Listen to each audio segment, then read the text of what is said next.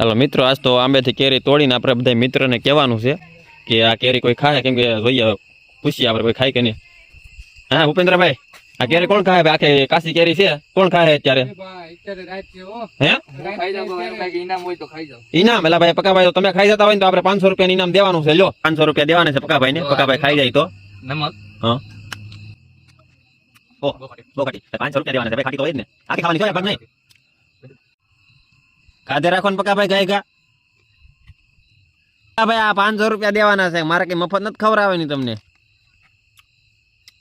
તમારે ઓરિજિનલ છે મિત્ર, ડુપ્લિકેટ નથી. તો ગાંધી બાપુ છે ઓરિજિનલ, ચશ્મા વાળા.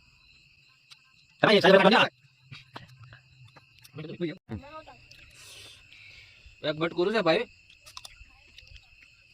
એટલે પકાભાઈ આજ મારી બોણી કરાવશે 500 રૂપિયા એવું લાગે છે.